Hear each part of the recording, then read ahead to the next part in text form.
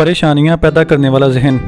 उस्ताद कहता है कि मैंने माजी के मसाइल को जहन में ज़िंदा ना रखना और बातों का पतंगर ना बनाना बतखों से सीखा है। तालाब में जब दो बतखें तैरती हुई एक दूसरे की हद में दाखिल होने पर लड़ पड़ी तो लड़ाई ज़्यादा देर तक नहीं चलती। वो अलहदा होते ही एक दूसरे से मुखालिफ सीमत तैरने लगती हैं और फिर एक दूसरे से दूर होने के बाद वो अपने पड़ों को ज़ोर ज़ोर से झाड़ती हैं ताकि लड़ाई की वजह से जिस्म में जमा होने वाले गुस्से और नफ़रत के जज्बात की एनर्जी को बाहर फेंक सकें।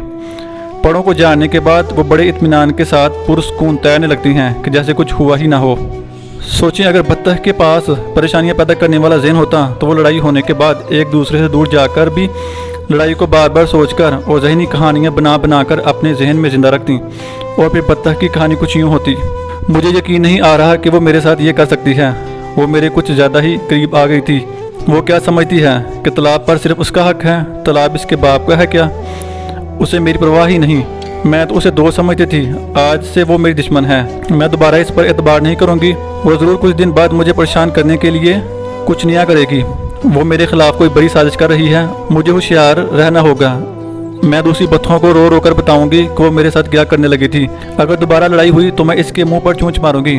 मैं उसे ऐसा सबक सिखाऊंगी जिसे वो सारी उम्र याद रखेगी। और फिर इसी तरह बत्तख इस बात को दिनों, महीनों और सालों सोच सोच कर अपना बुरा हाल कर लेती। हालांकि वो दूसरी बत्तख के ख़िलाफ़ सोच रही है मगर उसे कोई फ़र्क नहीं पड़ता। उसे परवाह है तो बस ये कि कोई इसके ख़िलाफ़ ना सोचे। वो आम सी मसला को अना का मसला बना लेती है। जहाँ तक जिस्म का सवाल है तो वो भी जहन में लड़ाई की वजह से बेचैन रहता है, क्योंकि जहन जज्बात पैदा करता है और जहन में लड़ाई जारी होने की वजह से गुस्सा, नफ़रत और बेचैनी के जज्बात पैदा होते रहते हैं। जहन के पैदा करदा दुख से जिस्म को दर्द की खुराक मिलती है। जब तक जहन को शौरी तौर पर समझाया ना जाए कि लड़ाई ख़त्म हो गई है, जो होना था वो हो गया, कहानी ख़त्म हो गई है, ना जहन को सुकून मिलता है ना जिस्म को। दोनों तकलीफ़ में मुब्तला रहते हैं, ज़िंदगी अज़ाब बनी रहती है।